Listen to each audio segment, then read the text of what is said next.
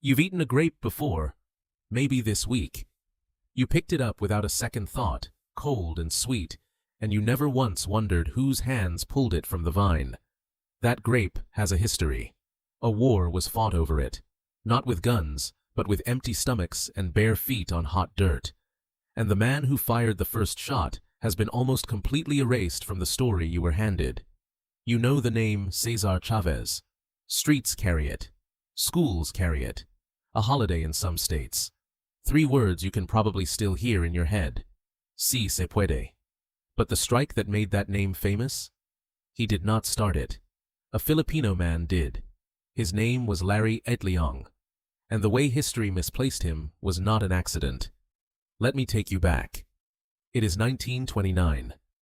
A 15-year-old boy steps off a boat from the Philippines onto American soil. He has almost no money.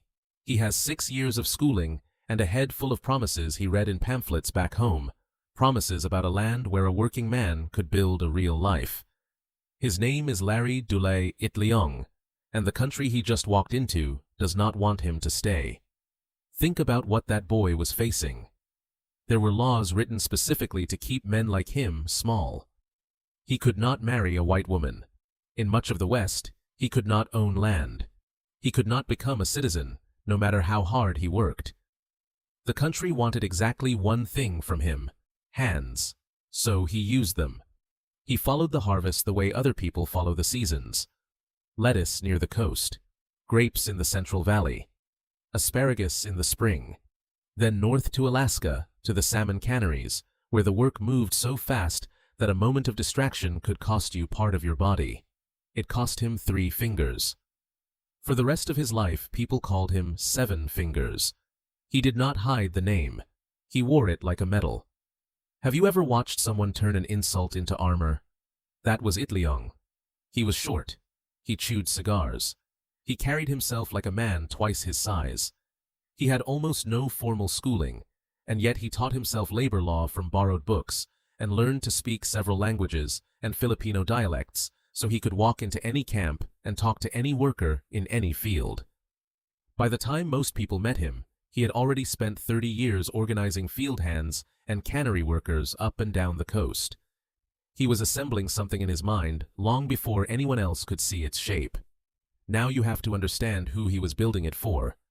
They were called the Manongs. It means older brother, a term of deep respect. They were a whole generation of Filipino men who came to America young in the 1920s and 30s, and then got trapped here by those same cruel laws. They could not marry. They could not send for families. So they grew old alone, thousands of them, drifting from field to field, with everything they owned stuffed into a single bag. No wives, no children, no home that ever stayed in one place. Just each other and the next harvest. Picture growing old like that. No one waiting for you at the end of the day. No one who will remember your name after you die. That was the future stacked on top of these men, and Itliong refused to accept that it was the whole story. So, on September 8, 1965, in a hall in Delano, California, he stood in front of a room full of Filipino grape pickers and asked them to do the most dangerous thing a poor man can do. He asked them to stop working. They voted to strike. What did they want? Not much, when you say it out loud. They wanted the same wage that imported workers had been promised, around $1.40 an hour. It does not sound like a war, but to a grape grower, a field full of ripe fruit and no one to pick it is a financial catastrophe. And to a striking worker with no savings, an empty paycheck is a slow form of starving. The growers had a weapon, and Itliong knew exactly what it was, because they had used it on him for decades. Here is the trap. Whenever the Filipino workers struck, the growers simply brought in Mexican workers to pick the grapes, and the strike collapsed. Whenever the Mexican workers struck, the growers brought in Filipinos. The two groups had been aimed at each other for years, kept divided, kept desperate, each one used as the blade against the other. As long as they stayed split, neither side could ever win. That was the entire design. Itliong understood that the only way to break the trap was to do the one thing the whole system was built to prevent. He had to unite them. So he walked across that divide. He went to a younger organizer who led the mostly Mexican-American farm workers, a man named Cesar Chavez, and he asked Chavez to bring his people into the strike. Chavez hesitated. His union was young. He did not feel ready for a fight this size. But the question Itliong put to him was impossible to walk away from. If you do not join us, you become the weapon they use to crush us.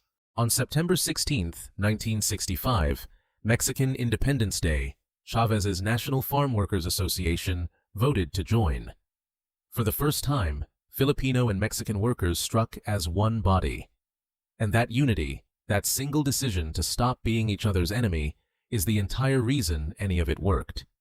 The historian Matt Garcia, who wrote one of the most careful accounts of the movement in his book From the Jaws of Victory, has shown how fragile that alliance was. The filmmaker Marissa Arroy spent years documenting these men in her film Delano Manongs, precisely because their role had been quietly dropped from the version most people are taught. And the late historian Dawn Bohulano Mabalon devoted much of her life to proving one stubborn fact, that the Delano grape strike did not begin with Cesar Chavez. It began with Larry Itliong and the Filipino workers who walked out first. So why have you never heard his name? In 1966, the two unions merged into what would become the United Farm Workers. Itliong became the assistant director, the second in command, standing right at Chavez's shoulder. For 5 years they fought side by side. The Great Boycott spread across the entire country, off the picket line and into ordinary homes, until millions of Americans simply stopped buying grapes in solidarity with men they would never meet. It worked. In 1970, the growers finally signed. The workers had won the thing everyone said they could never win. But victory has a strange habit. It tends to choose a single face. And the face the cameras chose, the face the newspapers printed, the face the history books eventually filed away, was Chavez. The Filipinos who lit the fuse slowly slid into the background of their own story. Not because anyone announced it, just because that is how a complicated truth gets simplified into one name on one poster. Itliong felt it happening in real time. He watched the concerns of the older Filipino workers get pushed further down the list. He watched the leadership narrow toward one man and one community. And in 1971, the man who had started the entire strike resigned from the very union he had helped build. Sit with how that must have felt. You build the thing. You light it. You bleed for it for years. And then you watch it become a monument with someone else's name on the base. But here is the part that tells you who Larry Itliong actually was. He did not vanish into bitterness. He turned back toward the Manongs, those aging, childless men who had handed their entire lives to the fields and had nothing waiting for them at the end of it, and he set out to build them a home. It was called Agbayani Village, a retirement community in Delano, where the old Filipino farm workers could finally grow old together, with company, with care, with a roof that did not move when the harvest moved. After a lifetime of being treated as disposable hands, these men were finally given a place to simply be people. Larry Itliong died in 1977. For decades afterward, his name survived mostly in the memories of the people who had been there, and in the work of a few historians and filmmakers who refused to let it dissolve. The author Gail Romasanta and the historian Dawn Bohulano Mabalon even wrote a book to carry his story to children, so the next generation would not inherit the same silence the last one did. And slowly, the record began to correct itself. In 2015, California made October 25th, Itliong's birthday, Larry Itliong Day. A public school was renamed in his honor. The man history tried to misplace is being carried back into the light, one classroom and one grandchild at a time. So what does a 15-year-old boy with 3 missing fingers have to do with you? Almost everything you take for granted in a day of work, someone once bled to win. The weekend. The break in the middle of your shift. The basic idea that a wage should be enough to actually live on. None of it fell out of the sky. It was pried loose, year by year, by people the powerful were absolutely certain would never matter. People history was perfectly happy to forget. People who organized anyway. And the deepest thing Itliong left behind is not really about grapes at all. It is about the trap. The oldest tool of every system built on cheap labor is to keep the workers divided, to aim them at each other so they never look up and notice who is doing the aiming. Itliong's entire life was proof of the one thing that breaks it. Unity is not a warm feeling, it is a strategy. And it is the most dangerous thing a working person can own. So the next time you hold a grape, cold and sweet, look at it a second longer. Because a war was once fought over it. The man who fired the first shot had 3 missing fingers and a name you were never taught. And now you carry it. Larry Itliong.